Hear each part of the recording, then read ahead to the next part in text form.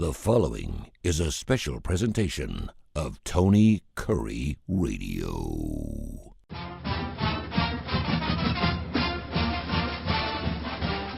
Welcome back to the UAB Director's Chair. He is Mark Ingram, the UAB Athletic Director. Of course, go Blazers. I am Tony Curry. We do our show every single week. And coming up here in a couple weeks, the show will actually be changing names. Still going to be great content.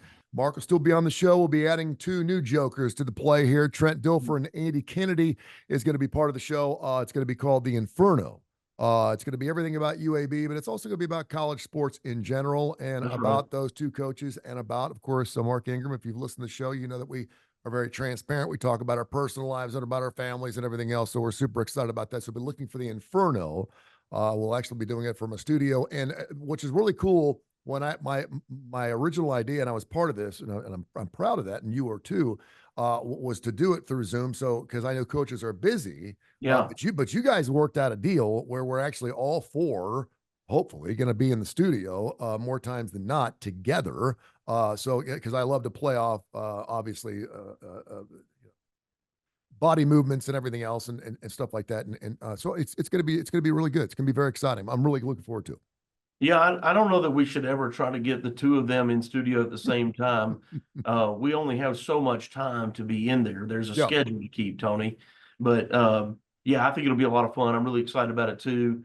The Inferno will be a lot of fun, and you know, you're still going to be able to get it right here, right? You're still going to be able to come here. Just don't be surprised by the name change. And the great thing about it is, and I'll just be straight out honest with you. And people are like, well, why are you guys doing this? First of all, it's a great idea. Second of all, I'm really excited about being the host for something like this. It's going to be great content, unlike any podcast you've seen out there before. We're trying to broaden what it is. But like right now, it's just you and me. Yeah. We're trying to broaden what it is, and that's why we changed. But I'm we shoot straight. We're raising money here. We want to raise money for the collectives through UAB. And so by supporting this podcast and supporting the show, you will be helping the UAB Blazers and college sports as we know it. So feel free to go ahead. And I know Pearl River Resort's going to be one of our big sponsors. They're going to be on the show, and we got a couple other great sponsors we're working through. So make sure you support them as well. Be supporting the UAB Blazers by doing that. 100%. Yeah, we've got to continue to do all that we can in that space to help our coaches. And, ultimately as a fan, what you're doing is you're trying to help us preserve winning tradition. Yep. That's really what you're doing. And some people will say to me, Mark, I just don't like the idea of paying players. And I say, yeah, but what would you pay to ensure that we have a winning team this year? What would you be willing to invest Great point. to ensure that we maintain winning success and tradition? And if you think of it in those terms, then the answer is, I need you to do this. I need you to keep supporting other things that we ask, but I need you to support our collective too. So, that's what we're going to do. And we're giving you something for it. I mean, a lot of times you have to dig deeper. We need some more money. Okay, well, normally when you're asking somebody to give more money for something, they want something in return. Give me this is not behind a paywall. Tony. Yeah, exactly. Right? So you're going to continue to get this for free. We're not asking you to pay for content, but if you're a listener to the show and you get other people to listen, that means the crowd is bigger, which means we can get other people like Pearl River Resort to help support us, and that's what we're going to help use to try and fund our collective. Speaking of the devil, I saw the story, Ohio State AD Ross Bjork. Do you know him? Very well. We used to work together. There you have it. He announced yesterday that Ohio State made and gave out $20 million in NIL money this past year. That was last year. Yeah. That number seems like it's just an absolute monster. And as far as we know, that is, first of all, do you have to report NIL money? We do report. Well, when I say report, we record. We record the deals, and so that we can keep track if and when somebody ever comes back to us. We all sort of anticipate that the NCAA is going to say at some point, may just call us and go, hey, we want to see, all the deals we don't know. It hasn't happened, but we're kind of assuming that would be a thing. So we've been trying to keep our own internal recording so that we know what we're doing, but also in the event that would happen, as part of the new House settlement, there's discussion about that being more strictly enforced. So that's again why I'm glad we've been doing it. When you hear that number, did you think in a million years that it would be that? I know that I didn't. Some of these kids were making $1 million, could be a quarterback. I get that. And I heard about, A&M linemen getting $20,000 a piece, but $20 million, that was last year. Yeah, I think it's nuts. I mean, it's no, to answer your question, no, I never would have thought that would happen. And the question is, how long can they keep doing that, right? And Yeah. who's funding that? Are they getting, look, man, you go to the Horseshoe up there and they've got 100,000 people in the stadium. I don't know how many of those are students. Let's call it 15 to 20,000 of them are students. So let's cut that number down to like just round numbers, 80,000. If you take out recruits that are there, you take out player families that are there, some people that are not going to pay. My point is, let's say you got 80,000 people left, 75, 80,000 people that okay, your visitors, they're not going to help your collective. So yeah, let's call it 75,000. If 75,000 give a number, is that how they're doing it? And obviously some of them are not. So, they have corporations or they have some wealthy billionaires. Look, Ohio State's a huge school, so they got a massive alumni base, that love the Buckeyes. They're not a bigger city than Birmingham, probably similar in size actually to Birmingham. But the point is they're not a small town, they're a big city, so they have opportunities there too. I don't know where it's coming from, but you got to ask yourself, how long can you maintain that? Yeah. No, I mean, and that's a good spot to start. And yeah, there may be some one-time deals there. We'll get you off the ground, see what happens from there on out. But that is an absorbent amount of money. And compared to what we were just saying a couple of years ago, saying, yeah, the top 3 guys, maybe top 4 guys of a particular team is going to make it to the next level, will make that kind of money. It does appear that almost everybody now is going to be getting something, or else you're going to the wrong school if you're not getting paid. Well, let's put it this way. If you're going to a major college, and I'll even throw UAB in there because you're a major college, can we assume that every player, assuming they want to get paid to play, now you don't have to get paid to play if you don't want to, that's your call. But can I assume that every college football player, say use college football as an example, is going to get paid something? You're going to get something, right? Well, they get something now, Yeah. so by strictest definition, they're getting something now. They're getting their education paid for. They're getting a lot of complimentary meals. They're getting, They still get their stipend, right? yeah. That's part of their scholarship. And then there's cost of attendance checks. There's stuff they're getting now, but if you're saying get more, no, I wouldn't say that everybody should assume that they're all going to get more. But many of them will. Most of them will. Yeah. It's pretty amazing stuff. But look, Tony, you can't give that without taking from something else. So, Yeah. I talked to a good friend that's a P4 commissioner in the Big Ten, and he's talking about how they're going to figure this out. And it's, hey, look, we've been feeding student athletes. We're probably going to have to stop feeding them because we're going to give them the cash instead. He goes, we're not going to feed them and give them the cash. And he's like, so that's the only way we can, and that won't cover all of it. But they are also trying to cobble together ways to, maybe they change official visits. Maybe official visits are 1 day, not 2 days, and maybe they don't bring the whole entourage in. Like, let's bring the athlete in and 1 or 2 people to be here for 5 hours and get them out of here. Because the money we spend on entertainment during a visit, is that necessary? And, kids choose their school very differently than they used to, and but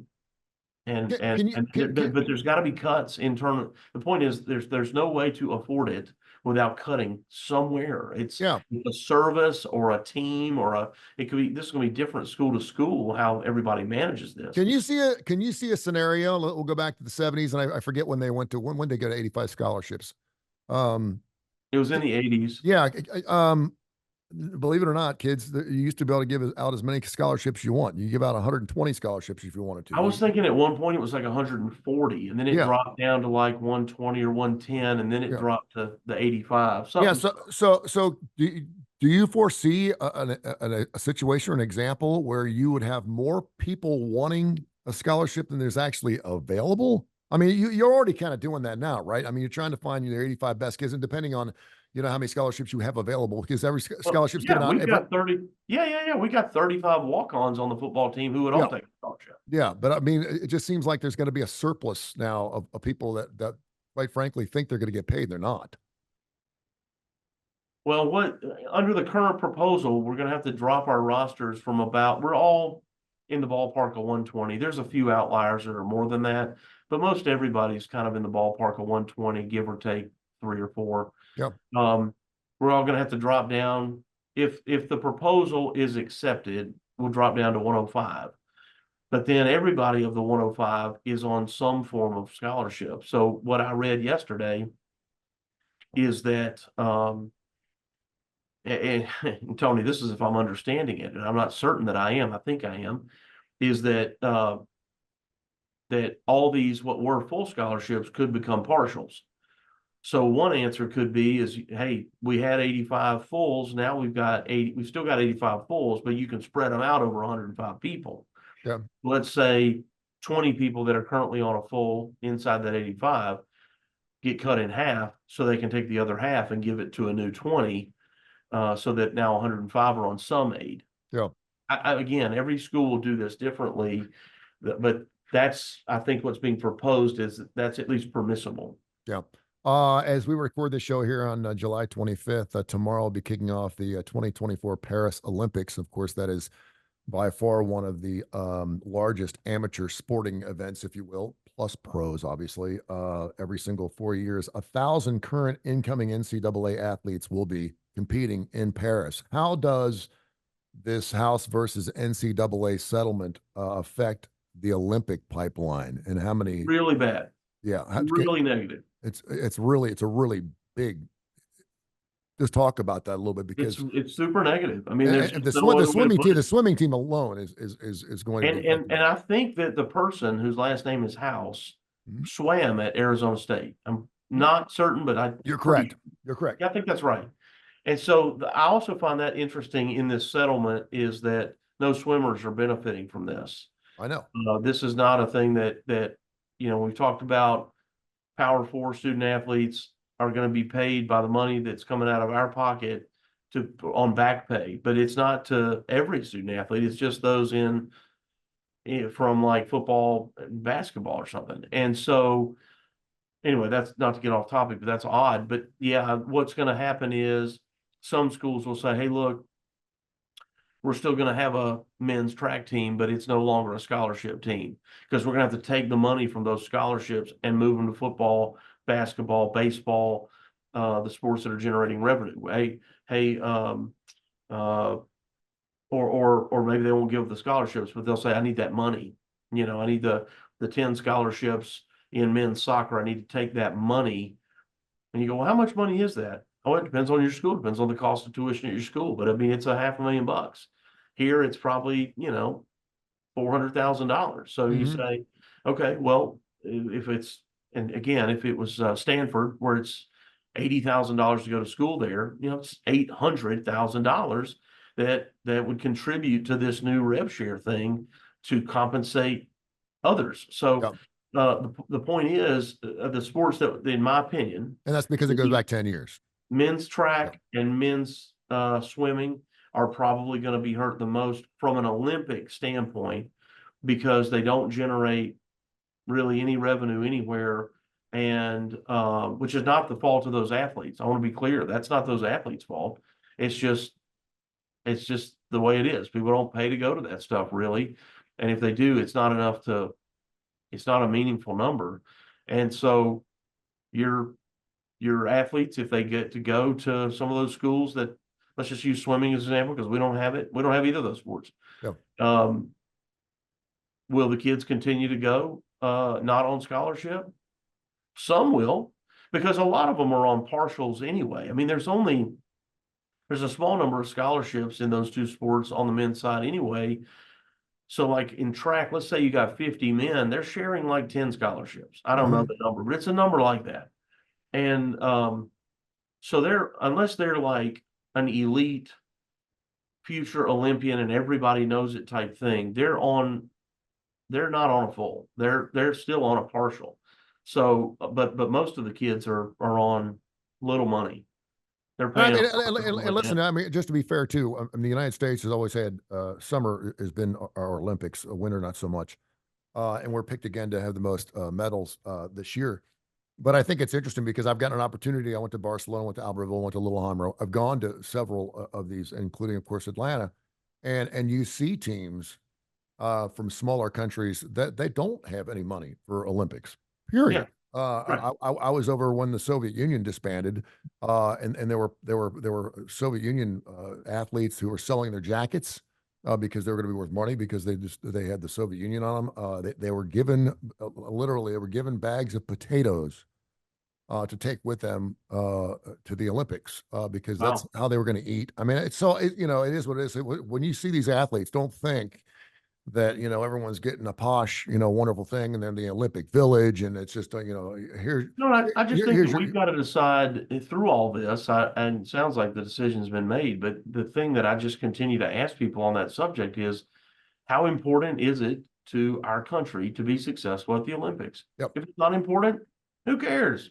But for me, and I will be selfish in saying, for me, the Olympics every 2 years, winter or summer, the Olympics and the Army Navy game are things that through sport unite our country better and different than anything else. Mhm. Nobody at any of those events is talking about Republican or Democrat or border control or health insurance or you know what I mean? Yep.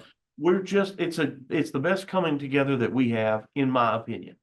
And and so being successful, I think, is valuable, but others think differently, I guess. I agree with you. It was the unofficial kickoff of the college football season. It always is. We're about 4 weeks out, but down in Arlington, Texas, of course, the AAC had their media days, and I thought Jacob Zeno was great. I got a chance to read up on a lot of stuff. I didn't realize this is his 6th year. Yeah. So I mean, COVID. this is all COVID. He's also had 4 different head coaches in his collegiate career, which should tell you something right there. And I know that he is a huge, as he should be, a Trent Dilfer fan because Trent wants to he's like, what quarterback wouldn't want to come to a system where they're asking you to throw the ball 45 times a game? He's like, Yeah. this is what I wanted to play college for. But I know the media and having been part of the media for 35 years, we don't know squat. We're not the smartest tools in the shed, but they've got UAB picked 10th overall. And I know that was last year, their first losing season since they came back.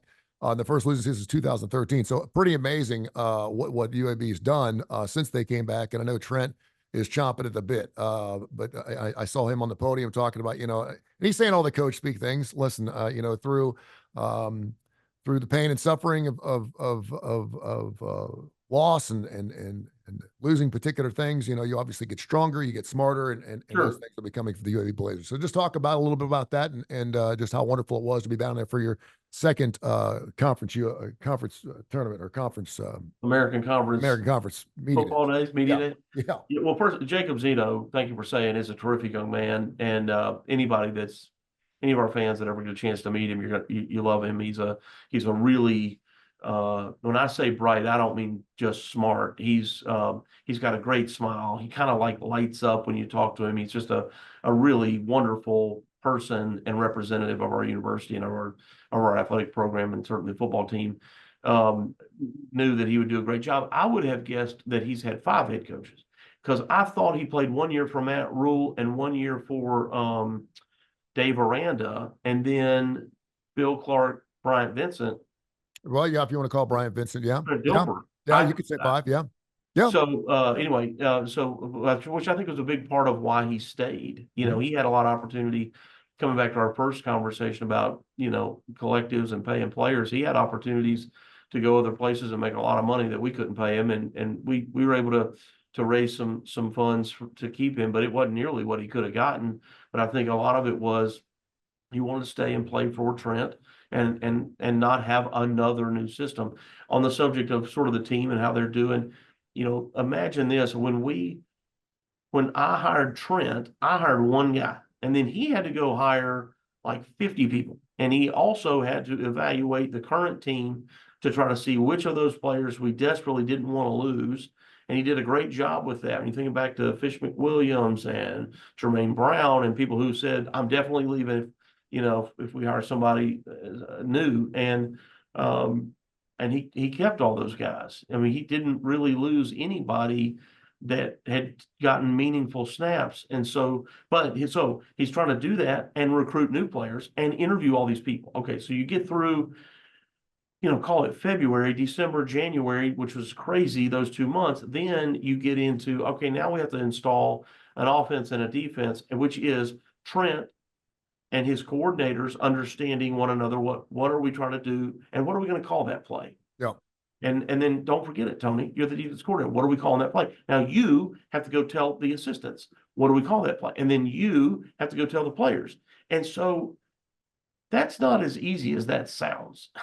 Particularly if you had a situation where, let's say, we had hired a head coach from another school, and he brought his whole staff. Well, a lot of them, they kind of already know all that. Mm-hmm.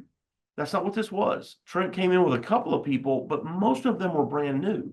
And so there was a learning situation for the coaches. And then they're trying to share that and teach that to the players. Okay, a year later, this past spring, there wasn't any of that. Yeah. None of that. So a lot of that chaos and distraction of retain. I mean, we had players to retain, but we knew who they were. He wasn't having to evaluate them, right? So there's that part, and more normal recruiting. But he wasn't having to go out and hire 50 people. That wasn't happening. And the whole let's translate and get together again. Let's go through the offense, make sure we all understand and agree. And this is down into the weeds now, where the offensive line coach has to know every play and how every single player on the offensive line, who they block on every single scenario. And that's just a lot. So I would say that internally, with communication and knowing the systems, we are light years ahead of where we were, which translates to light years ahead of where we were with the team. Mm-hmm. As well. So I'm really optimistic. We were a top 20 offense last year. So if we can improve, if we can, keep that, which is not easy, but if we could keep that sort of level of productivity, and then improve on the defensive side, we got a great chance to win a lot more football games.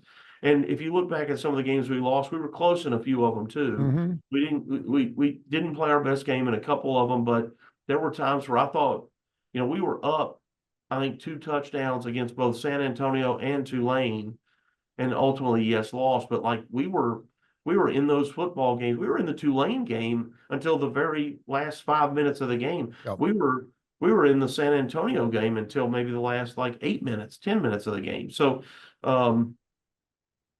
hopefully, like I said, some things have improved, and it shifts that and puts us in a position to win more games. It'll be before you know it. UABsports.com, UABsports.com. Check out the website for everything you need, tickets and everything else. It's going to be a fantastic year, and it'll be here before you know it. We're just trying to grasp all the time that's going by so quickly, because it will be here before you know it. And chances are a lot of people won't be ready, but UAB Blazers will be.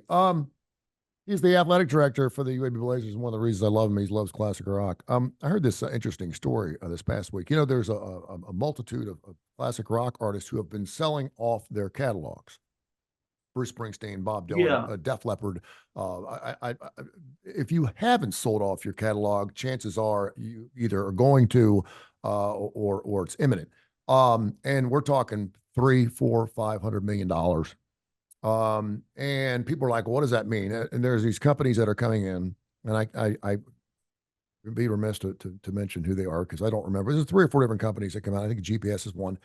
They go out and they basically say, we want to buy all of your music, and from that point on, we will own your music. You can write more music if you want. You can do whatever you want. It's not going to be part of our deal, but we're going to own everything. In other words, if your song's used for any commercials, we're going to make that money. We're basically buying your rights. You did write the song. I think they also give up the licensing fees.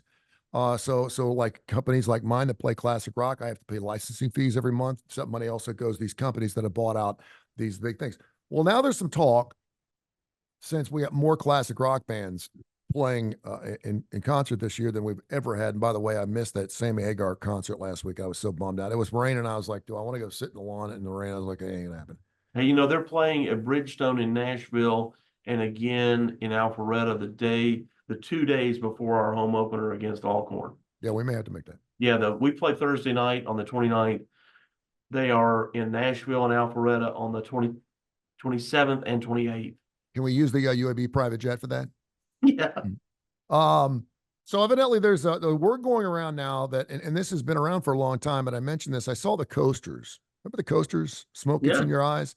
I saw the Coasters play in Tuscaloosa about 15 years ago, and I walked in. I forget what the bar was on the thing, and it said the Coasters live tonight. And I walked in, and it was 4 22-year-old black dudes. Okay. And I'm like, where are the Coasters? Like, we're the Coasters. They Heh, bought the name the Coasters, and so they own the Coasters rights to be able to call themselves the Coasters. how about We, that? we we've certainly seen that with several bands, where like Jefferson Airplane, they had to change the Jefferson Starship and then Jefferson Air Starship because there would be band members saying you can't call it that anymore because we own rights to that, and so you have to change the name of the band. But now there is the opportunity for some of these bands to sell the actual name of the band so other guys can come in and be the band down the road. In other words, what I'm saying is in the year 2037, Journey may be playing in Alpharetta, despite the fact that every original member is dead. Yeah. Do you have a problem with that? Yeah. Do you like that? I mean, we're right because like Leonard Skinner right now, there's not an original member, but they're as big as they've ever been. I mean, Well, it's basically a tribute band, though. The it is, difference but I mean, is but a lot of those the players have been with the difference band is, for but 20 they're under years. the same name. So you Yeah, but might I mean, but there's been guys in that band that have been in that band for 25 years. So I mean, how long is it before you're actually considered part of the band? I mean, if I just got 5 new guys tonight and said I want to call myself AC/DC and bought the name, it wouldn't be the same. But at least for Leonard Skinner, you've got members who've been with the band for decades. And I'm so, with you. Well, I think it's different. If Leonard Skinner has one original member in it, I guess I feel differently. But the Coasters concept that you just said, all of a sudden we know that the Rolling Stones are whatever the age of the Rolling oh, Stones, 80 years old. And all of a sudden you buy a ticket to see the Rolling Stones in, some stadium somewhere, Mercedes-Benz over in Atlanta, and you go over there and it's 4 or 5 people that are 26 years old. That's not what I thought I bought. I mean, it would have to be a gradual thing. I wouldn't want to see like Mick and Keith replaced in the same year. If Keith, well, ZZ Top is still on the road and they lost a third of their band, Well, right? there's only three. And there's only 3 guys in the band. You lost 33% of the band, and Yeah. they're still on the road doing their thing. It's the 2 front men, right? Steely Dan only had Donald Fagen and Walter, and he lost one of those guys, and they're still on the road. Listen, what you're saying is Van Halen. Eddie Van Halen died. If they replace him with Joe Satriani, Mm, and it's this show we just talked about, but Sammy Hagar and Michael Anthony, which is 2 members of the band, it's half, but there's no Van Halen, right? Alex isn't playing. But they're not calling themselves Van Halen. Should Roger Daltrey be allowed to be able to call himself the Who? Because he's on the road right now, a solo. He's calling himself Roger Daltrey. He's playing Who music. I mean, that's between him and the other members. But when Pete Townsend's with them, they call it the Who. They just played, down in New Orleans a couple of months ago. Probably based on who wrote songs. Do you think that it's got something to do with that? No, because I mean, Roger Daltrey sings Pete Townsend songs. I know, but what I'm saying is like if Pete Townsend wrote the song, then they play that song, even though Roger's the one singing it. Yeah, I think I don't know. There's probably some type of understanding that Pete can go on the road solo, and I don't understand any of that stuff, but I think it's weird. What you first described, the Coasters, if all of a sudden the Rolling Stones are playing at Legacy or Protective Stadium, and I go buy a ticket to see the Rolling Stones, and it's a bunch of kids, I'm gonna be like, "What?" And they might sound great, but I'm not gonna sure sound I'm okay paying Rolling Stone prices. Well, that's the other thing too. What do you do? I wouldn't want to see the original Leonard Skinner right now because they wouldn't be that good. The same. Huh? If they sounded the same, you would. Well, yeah, but I mean, we talked about this a couple weeks ago. The tribute bands, there are more tribute bands out there than I think the actual bands. I mean, there's this Fleetwood Mac thing that sounds so good. People were like, they'd rather see Fleetwood Mac, the tribute band, than the real Fleetwood Mac because the tribute band's better than the real band. As long as you know what you're getting. Yeah, I guess that's right. Some of those tribute bands are fantastic. I mean, they're great, but Blackjack and Symphony kills it. I mean, they're selling out everywhere they go, and they're not the original band. All they do is play other people's music, and they're killing it because it's incredible. And they've done everything from Back in Black to Prince. Yeah, but they find players that play their music perfectly, and it's amazing. You close your eyes and you swear you're listening to the record. So I don't know how I feel about that. I don't. First of all, do we want classic rock and roll to continue to live 30, 40 years? There was some article I saw through Ultimate Classic Rock, and it's on my website, TonyCurryRadio.net, 50 90s songs that are now considered classic rock songs. And I'm like, because I play a lot of 90s music here on my radio station, and it's like No More Tears from Ozzy Osbourne. That's a classic rock song, but it came out in 1994. So, I mean, that's a classic rock song. Now, at what point do people, that's not classic rock? Well, is Pearl Jam classic rock? I think. I mean, I I'm don't not, think they are. I mean, to me, it's yeah. anything before the 80s is classic rock for Okay. me. So you But go I know before that the 80s? world thinks differently. So when Wow. we talk about that, I speak in the worldview. Okay. All right. Great Like, stuff, man. when we'll talk about that, and I'll talk about Guns N' Roses or Van Halen. I don't Yeah. think either one of those are classic rock. You don't think Guns N' Roses and Van Halen's classic rock? No. Really? Well, this is another discussion we need to have next week. I mean, Van Halen had some music in the late 70s, like maybe 78 was their first album. So I guess they would be certainly more so than GNR. GNR didn't come out till the middle to, was it 86 or 87 or something? Wow. Okay. We need to have that discussion. We can have a debate about that. All right, my man. Mark Ingram, the UAB athletic director, joins us every single week right here on the Tony Curry Radio Network. And of course, you can hear the show at least 5 times a week. Wherever you get your favorite podcasts, we're available all over the place. We're available on every major industry. And then a brand new show called The Inferno, which is going to be you and I, as well as Andy Kennedy and Trent Dilfer. That show is going to be kicking off a little bit later on in August. We're super excited about and continue to support that because that will actually be supporting the UAB Blazers. So great stuff. But we'll talk about all kinds of things. We're going to take your email questions. We may have a situation where we can actually take some phone calls during that show. It's a possibility. So we'll just have to see how it goes. But it's going to be a lot of fun. And I promise you, it'll be unlike any show you've ever heard. It's not going to be just about X's and O's. We're going to be talking about everything. So it's going to be a lot of fun. Till next week, have a great week, my friend. All right, you do the same. Go Blazers.